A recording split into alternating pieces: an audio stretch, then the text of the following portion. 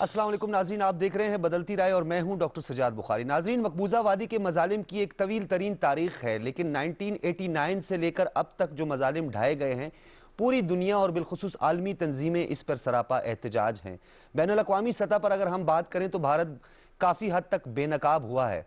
इस पर हम तफसीलन बात करेंगे। दहशतगर्दी के खिलाफ जंग में पाकिस्तान को जो कुर्बानियाँ देनी पड़ी, इसी हवाले से DGISPR ने कल एक मीडिया ब्रीफिंग में दहशतगर्दी के खिलाफ जंग और अपने 4 साला ऑपरेशन रद्दुल फसाद की तमाम तफसीलात अवाम के सामने रखी हैं, जिसमें ऑपरेशन क्लीनअप किया गया, इंटेलिजेंस बेस्ड कामयाब ऑपरेशंस किए गए और ऐसे इलाकों में जहां पे दूर दराज के इलाके और संगलाख पहाड़ियां थी, जहां तक रसाई ही मुमकिन नहीं थी, उस ऑपरेशन को भी कामयाब बनाया। और ये दुनिया का सबसे बड़ा महाज था ऑपरेशन रद्दुल फसाद, जो कामयाबी से हमकिनार हुआ। लेकिन भारत आज भी, चाहे डिसइंफो लैब की बात करें या एक नेटवर्क जो पूरे पाकिस्तान में उसने फैलाया हुआ है, उसके जरिए दहशतगर्दी और इंतहा पसंदी को फरोग देने में तमाम तर हदें फलांग रहा है और पाकिस्तान इसके लिए हमा वक्त तैयार है। DGISPR ने यह भी कहा कि दहशतगर्दी के खिलाफ जंग अभी जारी है, इसमें बहुत सारा काम अभी भी करना है। आलमी बरादरी को गुमराह नहीं होने देंगे, ये भी DGISPR का कहना था। लेकिन नाज़रीन, तमाम तर उमूर पर तो हम बात करेंगे और भारत किस तरह बेनकाब हुआ, ये तफसीलात हम रोज़ाना आपके सामने रखते हैं और तमाम जो अपडेट्स होती हैं, डेवलपमेंट्स होती हैं, आपके सामने रखते हैं। लेकिन आज का दिन एक बहुत अफसोसनाक दिन है। आपको याद करवाते चलें, लाइन ऑफ कंट्रोल के करीब जिला कपवाड़ा के 2 गांव कुनन और पूशपुरा का वो अलमनाक वाकया जिससे आज भी रूह कांप उठती है, जिससे आज भी हमारी आंखें अश्कबार हैं। और ये एक सिलसिला है जो आज भी जारी है। 5 अगस्त 2019 से लेकर अब तक इस्मत दरी के वाकयात मकबूजा वादी में न सिर्फ उसकी आवाजें गूंज रही हैं, बल्कि पूरी दुनिया का बेजमीर जो एक तबका है, उसके जमीर को झंझोड़ने में नाकाम हुई है। ये वो दिन है 23 और 24 तारीख, आज यानी दरमियानी शब 4 राजपूताना राइफल के अहलकारों ने सबसे पहले कुनन और पुशपुरा के इलाके को मुहासरे में लिया। घर घर तलाशी के बहाने जितने घरों के मर्द थे उनको घरों से बाहर निकाल दिया और उसके बाद उन्होंने वो क़यामत खेज एक वाकया वहां पे रूनुमा करवाया और उन खवातीन की इस्मत दरी की जो खवातीन आज तक उस साने को नहीं भूल सकी, उस गांव के लोग उस साने को नहीं भूल सके, बल्कि जो पूरी दुनिया में इंसानी हुकूक के चैंपियंस हैं और इसके दावेदार हैं, उनके लिए बहुत सारे सवालात जन्म ले रहे हैं। 228 सफ़ात पर मुश्तमिल एक किताब लिखी गई और यह भी निडर खवातीन थी जिन्होंने ये किताब लिखी। क्या आपको कुनन पुशपुर वाकया याद है? एक मरतबा याद करवाया पूरी दुनिया को और ह्यूमन राइट्स एक्टिविस्ट और चैंपियंस को कि किस तरह इन खवातीन की इस्मत दरी की गई। 1 नहीं, 2 नहीं, 30 नहीं, 50 से ज्यादा खवातीन को इस्मत दरी का निशाना बनाया गया। ये तो मकबूजा वादी की हम बात करते हैं, लेकिन दूसरी जानिब अगर हम बात करें तो बहुत सारे ऐसे वाकयात हैं जो रिपोर्ट नहीं होते। एक मोहतात अंदाजे के मुताबिक नेशनल क्राइम रिकॉर्ड NCRB के मुताबिक हिंदुस्तान में सिर्फ 2019 में 33,000 के करीब रेप केसेस रजिस्टर्ड हुए। ये रजिस्टर्ड केसेस की बात बताई जा रही है, जिसकी अगर हम रेशो निकालें तो ये रोजाना 85 से 90 की रेशो निकलती है। यानी रोजाना हिंदुस्तान में जो केस रजिस्टर्ड होते हैं वो उनकी तादाद 85 से 90 के करीब है। लेकिन अब ये तादाद 100 से भी ज्यादा तजावज कर चुकी है और मैं रजिस्टर्ड केसों की बात कर रहा हूं, जो कि रैपिस्ट एक स्टेट बन चुका है हिंदुस्तान। अब इसी रैपिड स्टेट को कन्वर्ट किया जा रहा है मकबूजा वादी के अंदर और वहां पे भी यही सब कुछ करने की कोशिशें की जा रही हैं। बजरंग दल के गुंडों के जरिए, फौजी एहलकारों के जरिए, पुलिस एहलकारों के जरिए ये सब कुछ किया जा रहा है। और ये एक ऐसी मिसाल है, एक ऐसा तारीख बाब है मकबूजा वादी का जो हमेशा याद रखा जाएगा। हम इसे नहीं भूले। इंसानी हुकूक के जो अलमबरदार हैं उन्हें भी इसे नहीं भूलना चाहिए कि ये क्या हो रहा है। और दूसरी तरफ अगर हम बात करें तो जिनीवा में भी इंसानी हुकूक की तंजीमें इस के हवाले से आवाज उठा चुकी हैं। अक़वाम मुत्तहिदा की जो इंसानी हुकूक का कौंसल है वो भी इस पर मुतअद्दिद बार आवाजें उठा चुका है। लेकिन भारत है कि टस से मस नहीं होता। ये एक रिवायती लड़ाई नहीं है, बल्कि ये हक और बातिल की लड़ाई है और हमेशा हक की फतह होती है। गो के इसमें एक तवील सफर है, लेकिन बिल आखिर हक ने ही जीतना होता है। यह सिलसिला भी जारी है और मकबूजावादी के अंदर मजालिम में तेजी आ रही है, शिद्दत आ रही है। पहले कांग्रेस का दौर था या उससे पहले जो भी हुक्मरान आए उन्होंने मजालिम जरूर ढाए, लेकिन जितनी शिद्दत बीजेपी की हुकूमत में यानी हिंदू इंतहा पसंदों की हुकूमत ने जो मजालिम मकबूजावादी में ढाए, तारीख कभी इन्हें मुआफ नहीं करेगी। बैनुल अक़वामी सतह पर इसकी सुनवाई कितनी हो रही है, इन तमाम तर उमूर पर बात करेंगे, क्योंकि इसकी तफसीलात आपके सामने रखना बहुत ज़रूरी था कि इस वाक़े का क्या पस मंज़र है। इसी हवाले से लेफ्टिनेंट जनरल रिटायर्ड रज़ा मोहम्मद खान साहब ने हमें ज्वाइन किया स्काइप से। आप दिफाई उमूर के माहिर हैं जनरल साहब, बहुत शुक्रिया आपने पाकिस्तान टेलीविज़न को वक्त दिया। शाहिद अमीन साहब भी किसी तारुफ के मोहताज नहीं, फॉर्मर एम्बेसडर हैं और हालात पर गहरी नज़र रखते हैं। बहुत शुक्रिया शाहिद अमीन साहब, आपने भी हमें स्काइप से ज्वाइन किया है। अतीको रसूल साहब, अतीको रसूल एडवोकेट हमारे साथ तज्जियाकार हैं, ह्यूमन राइट एक्टिविस्ट भी हैं, आपकी भी तशरीफ आवरी का बहुत शुक्रिया। जनरल साहब, आपके सामने तमाम तर वाक़यात और ख़ास तौर पर कुनन और पूशपुरा का ये अलमनाक वाक़या, और ये 1991 में हुआ। आज अगर हम देखें तो इसको एक मोहतात अंदाजे के मुताबिक 21 साल का अरसा गुजर चुका है, और सॉरी 30 के करीब 30 साल हो चुके हैं, इसको 29 से 30 साल हो चुके हैं। आज भी ये किस्सा याद किया जाता है और मकबूजावादी के वासी इसको भूल नहीं सकते। क्या कहेंगे आप? जी बिस्मिल्लाह रहमान रहीम। पहले तो जिस तरह आपने कहा, इस वक्त इंडिया वो एक rape capital of the world है, आप कह सकते हैं वक्त का है। मैं मेनलैंड इंडिया की बात, जहाँ तक इंडिया में ह्यूमन राइट्स की वायलेशंस की बात है और सेक्सुअल अब्यूज की बात है, ये सिलसिला 1990 से शुरू हुआ। और वो इस तरह के जो इंडिया में एक एक्ट पास हुआ, बदनाम तरीन act, arm forces security and protection act, जो पास हुआ, जिसके जरिए से इंडिया की जो अफवाज है, जितनी भी अफवाज है कश्मीर में, चाहे इंडियन आर्मी है, चाहे बीएसएफ है और चाहे उसकी फौज है, अगर वो कोई भी किसी की तरह की भी ह्यूमन राइट्स वायलेशन करते हैं जिसमें ये रेप वगैरह भी शामिल है, तो कोई उनको पूछने वाला नहीं है और उनको एक किस्म की कानूनी प्रोटेक्शन वो हासिल है। दुनिया में मेरे ख्याल में ये पहला वाकया है या पहला मुल्क है जहाँ पे इस तरह की जो है नाजायज किस्म की प्रोटेक्शन अपने आर्म फोर्सेस को मुहैया की गई है। वो आर्म फोर्सेस जो कि रेप को हथियार के तौर के ऊपर ना सिर्फ इंडिया की नॉर्थ ईस्टर्न स्टेट में इस्तेमाल कर रहे हैं, बल्कि कश्मीर में भी लगातार 1990 से खुसूसन वो इस्तेमाल कर रहे हैं। और ये जो वाकया जिसका आपने जिक्र किया है, या ये उसके बिल्कुल एक साल बाद जो है वो शुरू हुआ। तो टोटली इस वक्त जो फिगर्स, फैक्ट्स एंड फिगर्स हैं, इंटरनेशनल गैर जानिबदाराना एनजीओ के जो फिगर्स हैं, इस वक्त तकरीबन पिछले ये 30 सालों में तकरीबन 11,000 कश्मीरी औरतों का, लड़कियों का, बेगुनाह लड़कियों का, उनका रेप हो चुका है। और उसी दौरान तकरीबन 2400 को शहीद भी किया गया है। तो जाहिर है कि ये तमाम फैक्ट एंड फिगर जो है, ये तो दुनिया को अवेलेबल है, इंटरनेट पे भी अवेलेबल है, और दुनिया को चाहिए कि उसका शदीद तरीन और फौरी नोटिस लिया जाए। ओआईसी को चाहिए इसका नोटिस ले, ईयू को चाहिए कि इसका नोटिस ले, खुद इंडिया की जो मीडिया है उसको चाहिए कि इसका नोटिस ले, ताकि ये चीज़ें ख़त्म हो। और अगर ये चीज़ें ख़त्म नहीं होंगी, आप देखेंगे कि इंडिया के जो अफवाज हैं उनके ऊपर मेरे ख्याल में इंटरनेशनल क्रिमिनल कोर्ट में बिल्कुल एक बड़ा लॉजिकल वो केस बन सकते हैं। और न सिर्फ पाकिस्तान को बल्कि ओआईसी की कमेटी है उसके थ्रू मेरे ख्याल में ये पाकिस्तान को केस ले जाने चाहिए इंटरनेशनल क्रिमिनल कोर्ट्स में।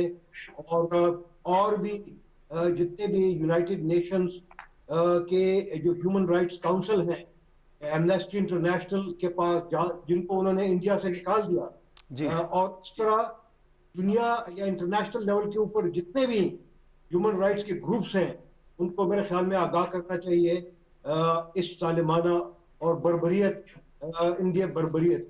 सही।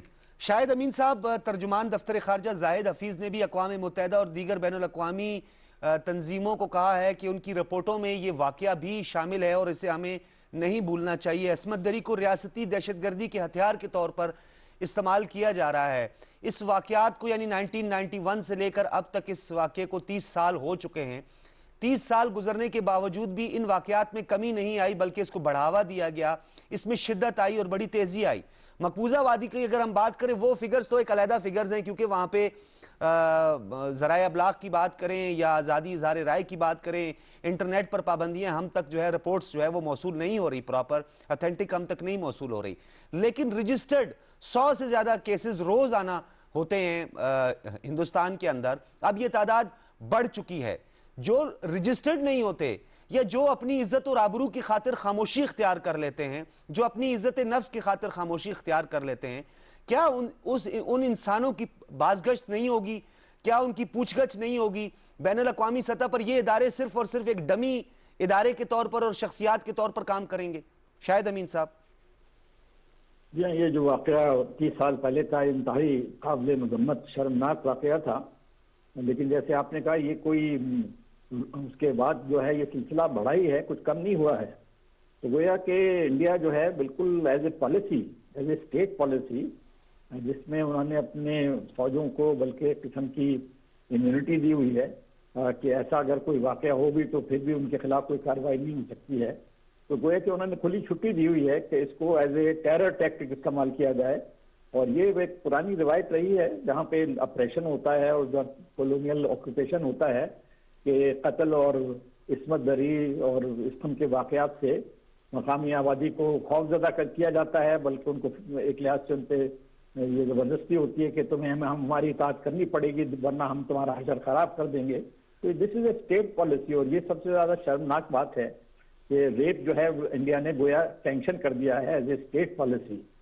और बाकी जो आपने जिक्र किया कि इंडिया में वाक़यात होते रहते हैं, और उसके सिलसिले में ये भी कहने का जरूरत है कि ये ज़्यादातर जो रेप के वाक़यात होते हैं वो लोअर तबके के खिलाफ होते हैं, खासतौर पर जो इंडिया की हिंदू शेड्यूल्ड कास्ट या लोअर कास्ट या अनटचेबल्स हैं। बिल्कुल, दलित्स के साथ, शूदर के साथ तो बेपनाह वाक़यात रूनुमा हुए हैं। जी हाँ, बिल्कुल, उनको ये निशाना बनाया जाता है। और यानी कि एक जुल्म का सिलसिला है।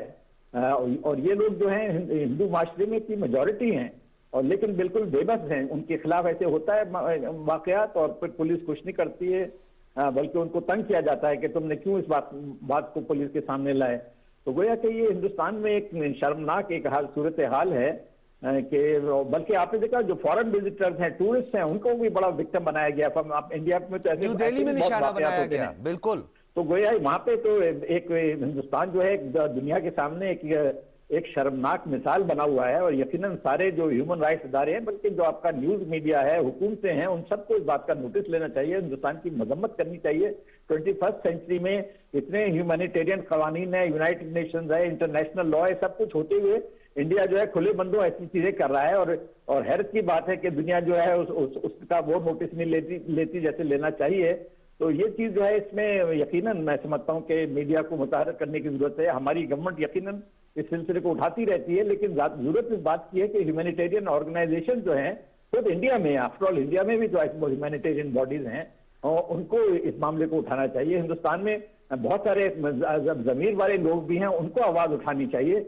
जब तक ऐसा नहीं किया जाएगा ऐसे वाकयात नहीं रुकेंगे। अच्छा, ओवरऑल अगर हम शायद अमीन साहब बात करें, परसेप्शन है कि मोरालिटी या ह्यूमैनिटेरियन ग्राउंड मैटर नहीं करती, ये चीजें इकोनॉमिक इंटरेस्ट मैटर करते हैं। तो फिर इन इदारों से तवक्को और आस लगाना क्या ये दुरुस्त है? देखिए, ये तो जरूर कहा जाएगा कि इंटरनेशनल रिलेशन में एक तल्ख हकीकत है कि interest take precedence over morality.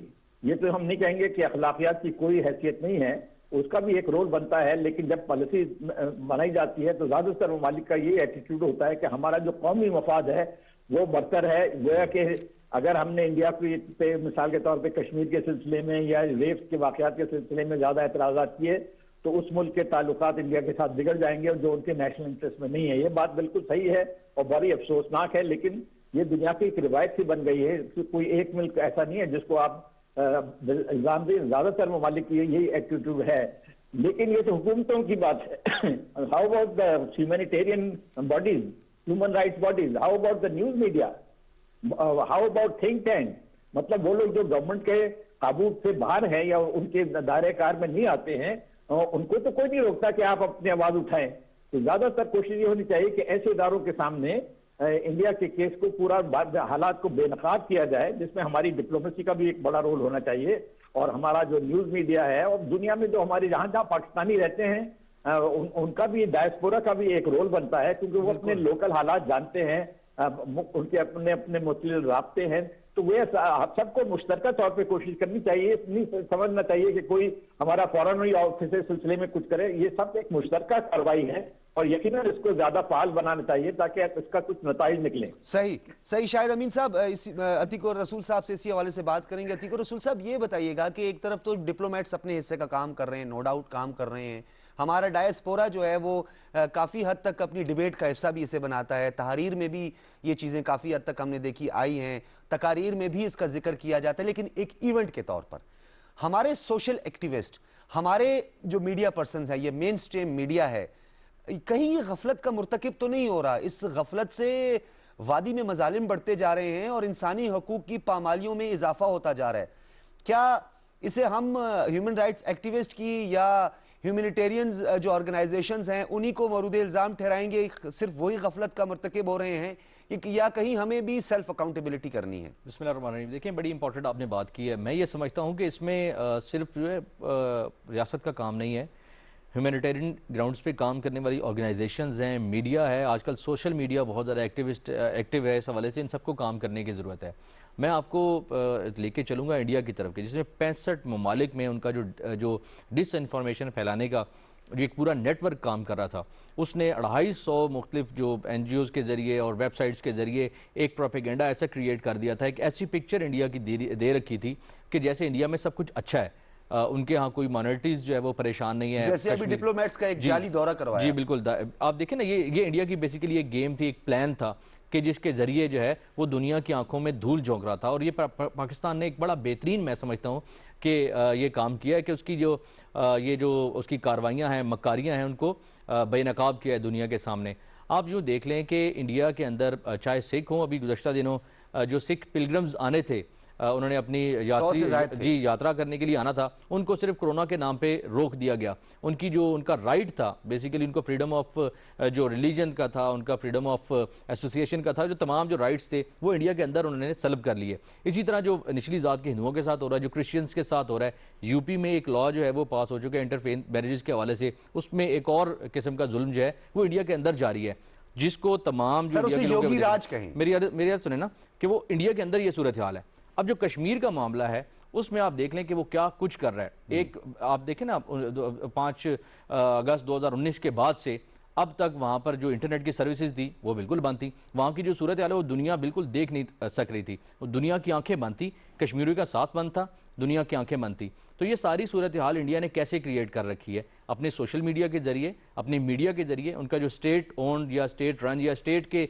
हवाले से या स्टेट के शेल्टर के नीचे चलने वाला मीडिया है उसके जरिए। तो उसको काउंटर करने के लिए हमें क्या करना है? मुझे, आपको, हमारे जो सोशल मीडिया के लोग हैं, इंटरनेशनली जो काम करने वाले इस तरह के इदारे हैं, मैं समझता हूँ कि ये उनका काम था, वो इस इशू को रेज करते और देखते कि इंडिया जो है वो कैसे कश्मीरियों का गला घोंट रहा है। ये तमाम लोगों का काम है, जो हकायक हैं उनको सामने लेके आए, बल्कि UN के सामने रखें, दुनिया के सामने रखें। अब कुछ सूरत पाकिस्तान की कोशिश बेहतर है। आपकी ये जो बात है बिल्कुल ठीक है, सोशल मीडिया का दौर भी है, सोशल मीडिया पे हमें ज्यादा मुतहरिक होने की जरूरत है, लेकिन सिर्फ क्या उस दिन की मुनासबत से प्रोफाइल पिक्चर लगा देना एक हैशटैग के जरिए या अपने सोशल मीडिया पेज के जरिए, अगर एक चीज़ को हम हाईलाइट कर रहे हैं, एक इवेंट के तहत एक दिन की मुनासबत से कर रहे हैं, तसलसल नज़र नहीं आता इस पे, वो क्या कहते हैं ना, फॉलो अप नज़र नहीं आता, जिसकी वजह से हमें हिंदुस्तान फॉलो अप करता है।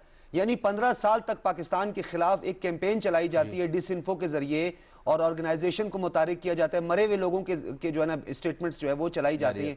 यानी 15 साल उसने जो कुछ किया वो खत्म हो गया, अभी कोई पनिशमेंट नहीं होगी। 15 साल हमें 126 और 130 बिलियन डॉलर के करीब हमें जो है ना वो फाइनेंशियल लॉस हुआ है, हमने 80,000 लोगों की जानों का नजराना पेश कर दिया।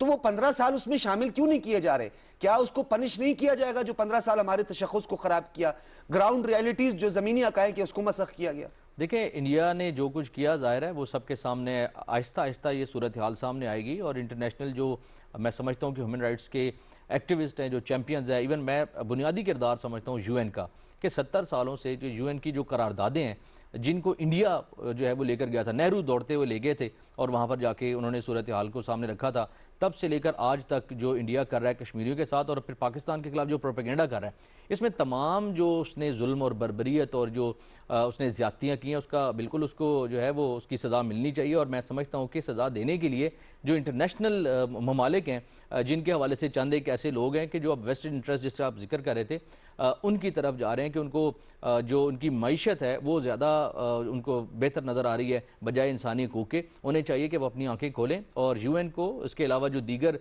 ह्यूमन राइट्स के चैम्पियन हैं उनको चाहिए कि जिन ह्यूमन राइट्स का वो दुनिया में बात करते हैं और जिन मोरालिटीज़ की और जिस इंटरनेशनल लॉ की वो बात करते हैं वो इंडिया से कहें, उस पर प्रेशर बिल्ड करें कि वो इनको फॉलो करे। अगर नहीं करता और जो कुछ उसने माजी में किया है उसके हवाले से उसको कुछ ना कुछ ज़रूर उसको जो है वो पिनलाइज करें ताकि उसकी जो सूरत हाल है वो बेहतर हो और वो वापस जाए। ठीक है जनरल साहब, ये बताइएगा कि एक तो मेरे भाई ने अतीक रसूल साहब ने जिक्र किया, ये तो योगी राज के बारे में सब जानते हैं उत्तर प्रदेश में जो कुछ हो रहा है। उससे पहले मोदी राज था, गुजरात के अंदर कत्लो गारत हुआ, उस पर भी एक मुजरिमाना खामोशी पूरी दुनिया ने इख्तियार की, जिसका खमियाजा आज तक जो है वो हिंदुस्तान के अंदर अक़लियतें भी उसको सह रही हैं, बर्दाश्त कर रही हैं, और मकबूजा वादी में भी मजालिम ढाए जा रहे हैं।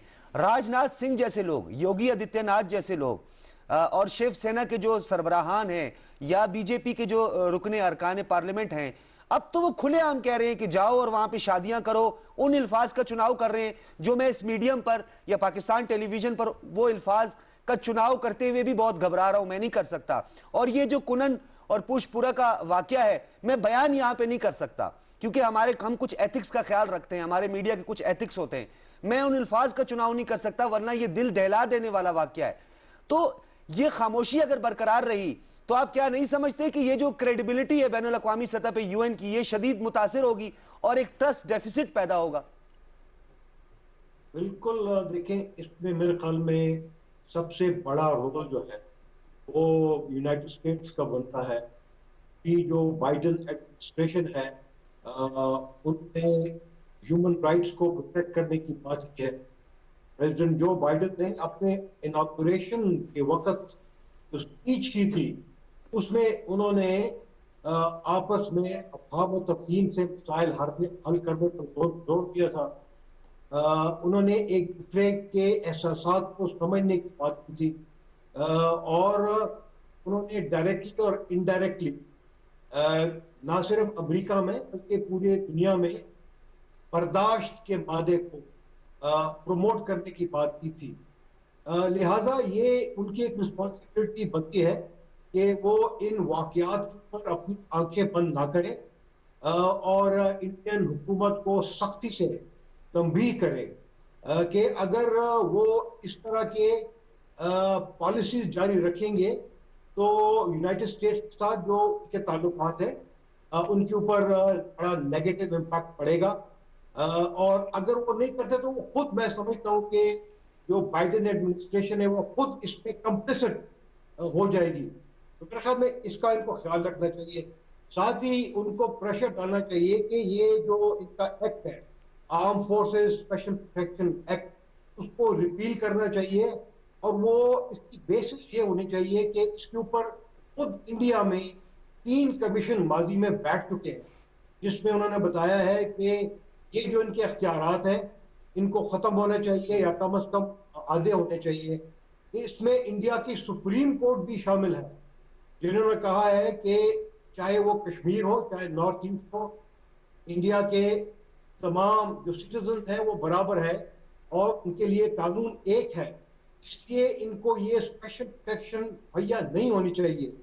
तो मेरे ख्याल में ये प्रेशर जब तक बिल्ड नहीं होगा इंडिया के ऊपर तो ये चीजें जो है खत्म नहीं होगी।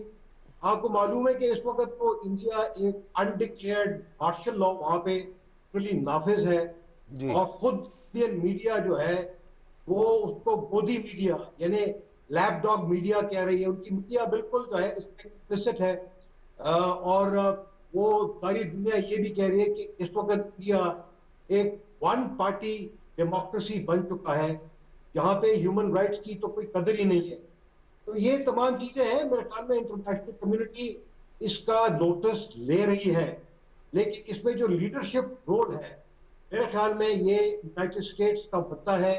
और हम उम्मीद करते हैं कि जो नई बाइडेन एडमिनिस्ट्रेशन है वो उसके ऊपर स्पेशल एम्फोसिस ले करेगी। सही, ठीक है। अच्छा शाहिद अमीन साहब, जिस तरह जनरल साहब ने एक होप की बात की, और डेफिनेटली हमने कल भी एक वीडियो चलाई थी जिसमें एक कमिटमेंट की गई मुसलमान खवातीन के हवाले से कि आपको इक्वल राइट में दिलवाऊंगा, ये जो बाइडेन ने कमिटमेंट की थी मुस्लिम्स के साथ, ये बात तो समझ में आती है। लेकिन आप भी जानते हैं, अमेरिका की सियासत को भी आप जानते हैं कि सबसे पहले अमेरिका की बात की जाती है। डोनाल्ड ट्रंप ने भी यही बात की और उसके बाद जो बाइडेन ने भी यही बात की, क्योंकि जो राइट विंग और जो वाइट सुप्रीमिस्ट हैं उसके हवाले से तो एक स्टांस है, नजर आता है जो बाइडेन का। और उन्होंने जमहूरियत की फतह भी करार दिया था इस इलेक्शन को, जब जो बाइडेन इसमें कामयाब हुए। लेकिन एक जनरल साहब ने जो जिस तरीके से पब्लिक सेफ्टी एक्ट और उसके साथ आर्म फोर्सेस एक्ट की बात की, वो तो एक तरफ से ही जम्मू कश्मीर तरमीमी बिल 2021 भी मंजूर कर लिया गया, एक्सपेंड कर दिया गया उसको बाकी जो है पूरे इंडिया के साथ। यानी पै दर पै हमले होते जा रहे हैं। तो आप समझते हैं कि फर्स्ट अमेरिका के बाद सेकंड जो है दूसरी दुनिया भी होगी? मेरे ख्याल में जो बाइडेन से हमें तवक्कुआत हैं, क्योंकि उन्होंने माजी में हिंदुस्तान के जो ह्यूमन राइट्स रिकॉर्ड है उस पर खासी तनकीद की है। और फिर आपने देखा सबसे पहले दिन ही उन्होंने जो मुसलमान मुल्कों के खिलाफ जो एक डिस्क्रिमिनेटरी उन्होंने वीज़ा का बैन लगाया हुआ था, उसको पहले दिन ही इसको ख़त्म किया। और मुसलमान ग्रुप्स के बारे में उन्होंने हमदर्दाना रवैये का इजहार किया है। और फिर ये कि बर्नी सैंडर्स उनके इम्पोर्टेंट डेमोक्रेटिक पार्टी में लीडर हैं, वो भी सिलसिले में काफ़ी इंडिया को तनकीद कर चुके हैं। खुद जो वाइस प्रेसिडेंट है कमला हैरिस और इनकी एक नीस है, उसने भी इंडिया को काफ़ी शदीद तनकीद का निशाना बनाया है। तो ये चीज़ें कम से कम इस तरफ इशारा करती हैं कि माजी के मुकाबले में, मिसाल के तौर पर ट्रंप एडमिनिस्ट्रेशन के मुकाबले में इनका रवैया जो है वो ज़्यादा एक लिबरल रवैया है और हिंदुस्तान के जो मजालिम हैं, जो जातियाँ हैं, उनका ज़्यादा नोटिस ले रहे हैं। और हमें तो उम्मीद करनी चाहिए कि सिलसिला आगे बढ़ेगा। लेकिन देखिए, मैं फिर अर्ज करूँगा कि ताल्लुकात जो हैं बदकिस्मती से इंटरेस्ट पे बनते हैं। एक इंडिया की एक हैसियत है अमेरिका की नज़र में, वो ये है कि अमेरिका समझता है कि चीन उसका लॉन्ग टर्म राइवल है, बल्कि वक्त के साथ और ज़्यादा राइवली बढ़ेगी। और इंडिया के साथ वो समझते हैं कि उनका एक स्ट्रेटेजिक रिक्वायरमेंट है कि इंडिया के साथ ताल्लुकात अच्छे रखें। तो जब आप इस कम की जो स्ट्रेटेजिक कंसिडरेशन ले आते हैं तो फिर अखलाकियात जो हैं they take go in the side line. तो इसलिए हम बहुत ज़्यादा उम्मीद तो नहीं रख सकते कि इंडिया के ऊपर बाइडेन एडमिनिस्ट्रेशन को सही मानों में दबाव डालेगा, लेकिन कुछ ना कुछ तो पहले के मुकाबले में हालात में बेहतरी आई है। और हमें भी अपने साथ बाइडेन एडमिनिस्ट्रेशन के साथ अपने रवाबित को वक्त के साथ बढ़ाना होगा। और वहाँ पे जो पाकिस्तानी डायस्पोरा, मैंने सुना है कि उनमें बाद लोग बड़े इन्फ्लुएंशियल हैं उनकी पार्टी में भी, तो उनको भी इस सिलसिले में रोल अदा करना है। हकीकत यह है कि मोदी वक्त के साथ बदनाम होता जा रहा है। आप देखिए, ये जो किसानों का जो डेमोन्स्ट्रेशन है उसने उनको बहुत शदीद उनके इमेज को नुकसान पहुंचाया है। और लेटेस्ट तो खबर अब यह है कि किसानों ने अपनी फसलें जलानी शुरू कर दी हैं। उससे तो वहाँ फूड सिक्योरिटी का एक मसला डेवलप हो जाएगा और उनकी का जोश बढ़ता ही चला जा रहा है। वो इंडिया उसके गले में एक हड्डी की तरह फंसा हुआ है। मोदी मेरे ख्याल में बहुत ही ज्यादा वक्त बैकफुट पे है। फिर और चीजें हैं जो इस कम के इम्तियाजी कवानीन हैं, मुसलमानों के खिलाफ कवानीन हैं, कश्मीर में उसकी पॉलिसियां हैं। खुद इंडिया के अंदर जो समझदार हल्के हैं या जिनमें थोड़ा बहुत भी जमीर है, वो अब खुले बंदों मोदी और मोदी मीडिया की मजम्मत कर रहे हैं, जो पहले हम नहीं देखते थे। तो ये सारा सिलसिला जो है इसको जारी रखना चाहिए। शाहिद अमीन साहब, पॉलिसी में कोई तब्दीली आएगी। शाहिद अमीन साहब, इतने महाज खोल दिए मोदी ने, मकबूजा वादी की बात करें, सिटीजन अमेंडमेंट एक्ट की बात करें, ये फार्मर्स के प्रोटेस्ट की बात करें, इतने महाज खोलने के बाद एक बात तो समझ आती है कि कोई इसको पुष्टपनाही कर रहा है। ये कॉन्फिडेंस लेवल इतना ऊपर जाने की वजूहात क्या है? मेरे ख्याल में तो कॉन्फिडेंस लेवल नीचे होना चाहिए। मंतब तो यही कहती है, जब उसके ऊपर इतने सारे खासतौर पे किसानों का जो डेमोन्स्ट्रेशन है उसने उनको खासा परेशानी में मुब्तला किया है। अगर अब भी उनका कॉन्फिडेंस उठ जाए तो फिर वो मेरे ख्याल में एक मफरूजी दुनिया में रह रहे हैं। नहीं, मेरा मेरी राय में तो इस वक्त मोदी का खासे प्रेशर में है और इंडिया बहुत बदनाम हुआ है। इतना बदनाम कभी नहीं हुआ था। इंडिया के बड़े अच्छे एक नेशनल सिक्योरिटी एडवाइजर थे मेनन साहब, जो पाकिस्तान में एम्बेसडर भी रहे हैं। मैंने उनका पिछले दिनों इंटरव्यू सुना था। उन्होंने कहा इंडिया दुनिया में कभी इतना ज्यादा बदनाम नहीं हुआ जितना कि मोदी एडमिनिस्ट्रेशन के जमाने में हुआ है। तो जब इस हम ये ख्यालात इंडिया में बड़े संजीदा लोग कह रहे हैं तो ये हम नहीं समझते कि मोदी जो है बिल्कुल कॉन्फिडेंस के साथ अपनी मनमानी करते रहेंगे। उन पे प्रेशर ज्यादा बढ़ते जा रहे हैं।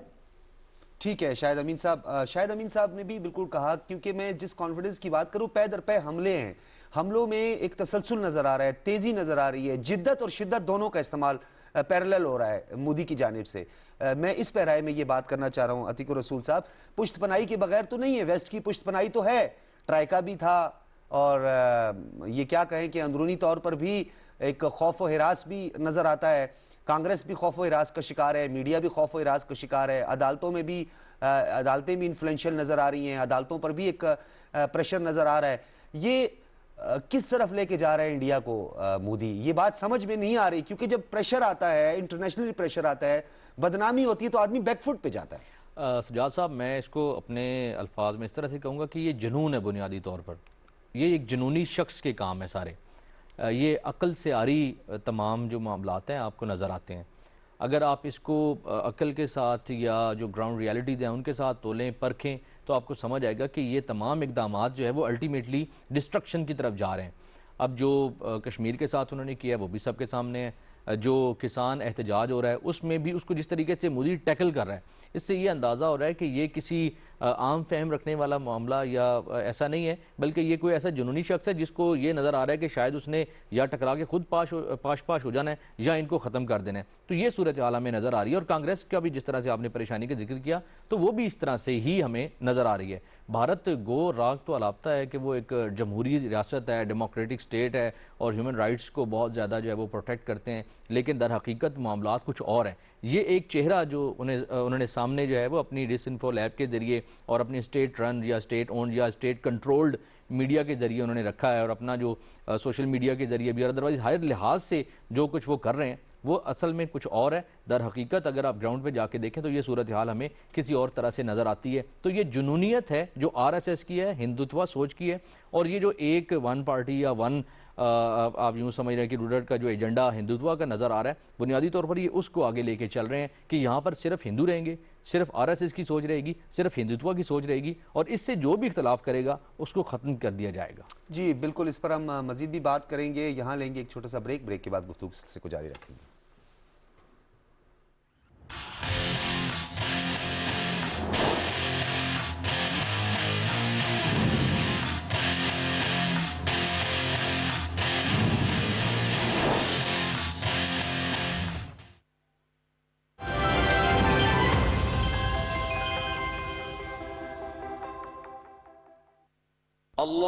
अल्लाहु अकबर, अल्लाहु अकबर,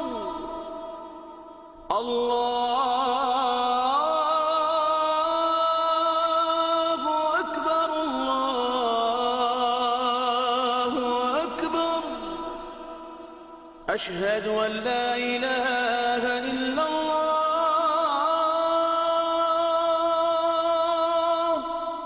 अशहदु अन ला इलाहा इल्लल्लाह,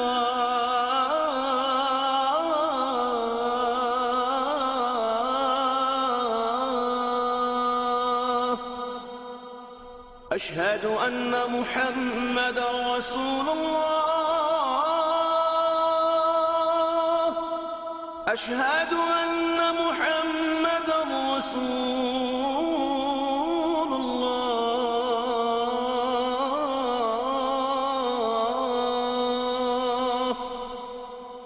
हय्य अला सलाह,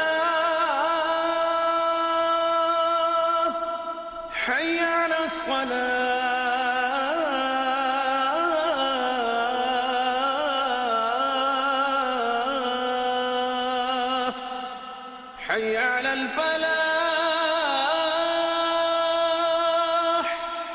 حي على الفلاح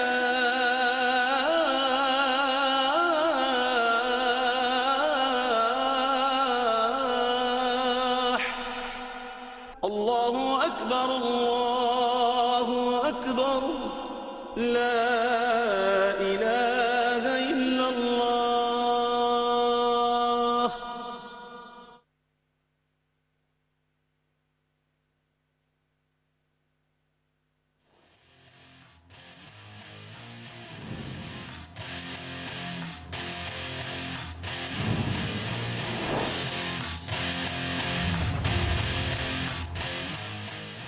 वेलकम बैक नाज़रीन। हम बात कर रहे थे कुनन और पूशपुरा के अलमनाक वाक़यात जो कि 1991 में रूनुमा हुए, जब मकबूजा वादी यानी कपवाड़ा के जो गांव हैं, इन दो गांव में अफवाज दाखिल हुई और ये जो अफवाज थी इन्होंने जो मजालिम ढाए और जिस तरीके से इस्मत दरी की ख़वातीन के लिए, इसके ये पूरी दुनिया के लिए सवालात को जन्म दे रही है।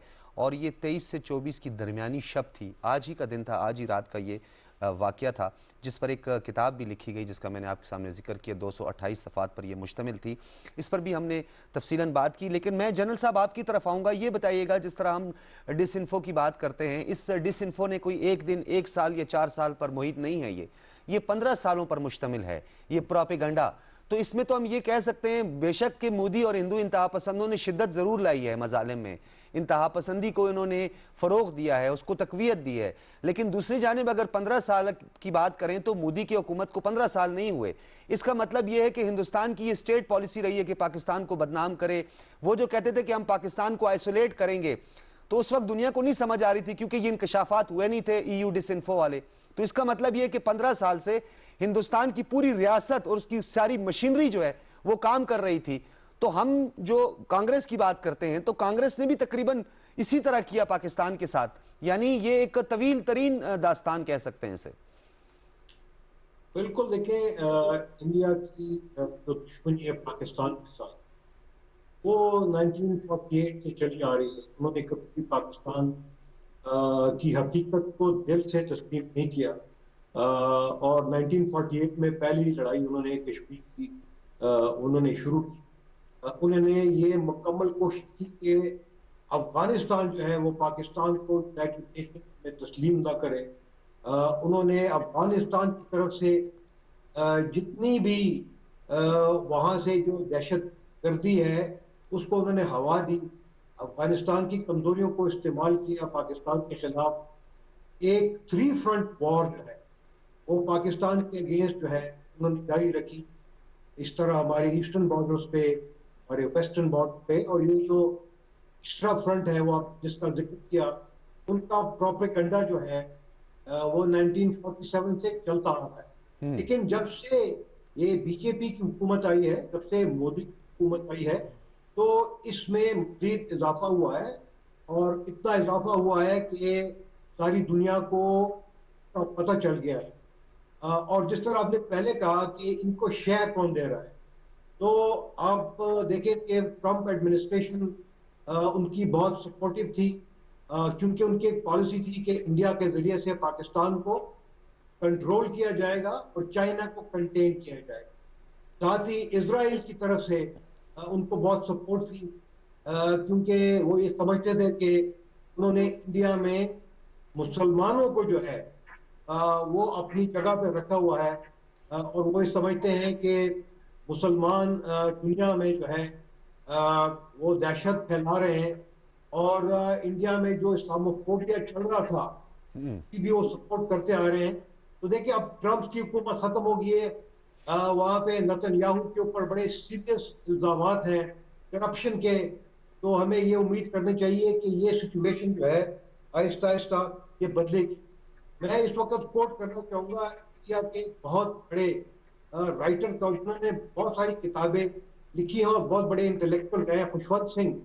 उन्होंने आज से कोई तकरीबन 20 साल पहले ये उन्होंने जब पहली दफा वो सिखों के ऊपर हमले हुए थे और गुजरात में जब हमले हुए थे मुसलमानों के ऊपर, तो उन्होंने ये कहा था कि हिंदुस्तान जो है वो टूटेगा, हिंदुस्तान पाकिस्तान की वजह से या चीन की वजह से नहीं टूटेगा, बल्कि हिंदुस्तान जो है अगर उसकी ये पॉलिसी जारी रही तो वो खुद जो है खुदकुशी करेगा।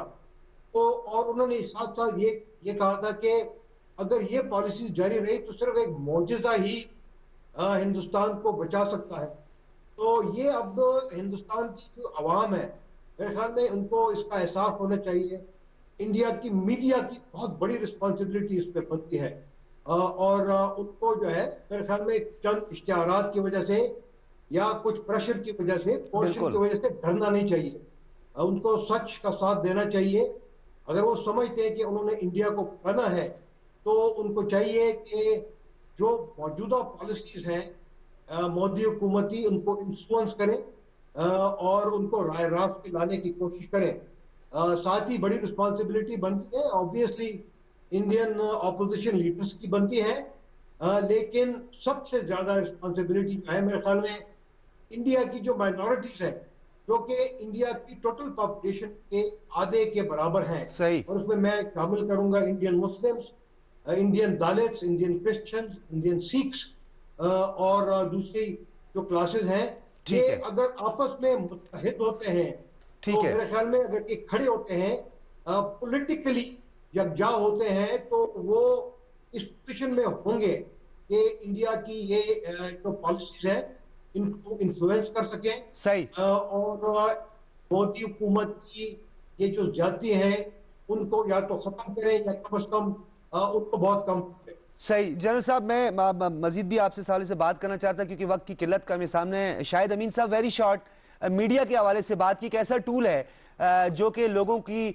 आंखें खोल सकता है, हकायक सामने रख सकता है, लेकिन गुप्ता और अर्नब जो व्हाट्सएप चैट है उसने तो पूरी दुनिया में हंगामा बर्पा किया, लेकिन वो भी दाल में तड़के की मतरादिफ निकला।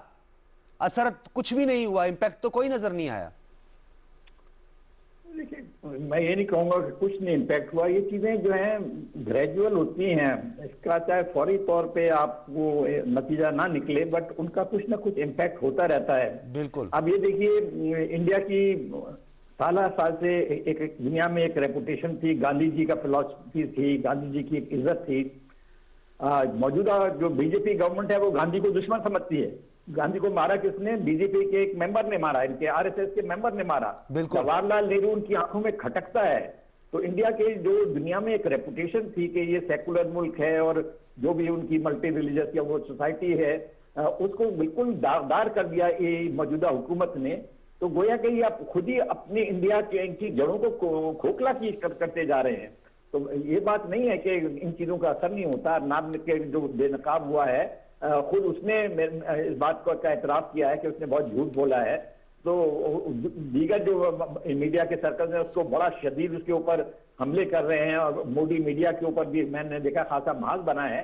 तो ये सब चीजें जो है पहले के मुकाबले में मुझे ज्यादा एक्टिव नजर आती हैं और हमें उम्मीद करनी चाहिए कि वक्त के साथ मोदी के ऊपर प्रेशर बढ़ते जाएंगे। इस सिलसिले में ये सोचना कि कुछ नहीं हुआ ये गलत है, कुछ ना कुछ हो रहा है। ठीक है शाहिद अमीन साहब, ग्रेजुअली हो रहा है। बहुत शुक्रिया शाहिद अमीन साहब। अगर आपकी गुफ्तगू का खुलासा भी निकाला जाए तो अर्नब और गुप्ता व्हाट्सएप चैट की बात करें, डिसइंफो की बात करें, ब्रिटिश मीडिया रेगुलेटर्स की रिपोर्ट की बात करें, उनकी जानिब से पनिशमेंट की बात करें, या जो बैनुल अक़वामी सतह पर जो इदारिये और बैनुल अक़वामी सतह पर जो आर्टिकल्स और जो जिस तरीके से प्रेशर बनता जाए, इसके दूररस नताइज मुरतब होंगे। हमें उम्मीद का सहारा लेना है और एक तसलसल के साथ इस सिफारती महाज पर भी लड़ना है, मीडिया के महाज पर भी लड़ना है और भारत को एक्सपोज करना है।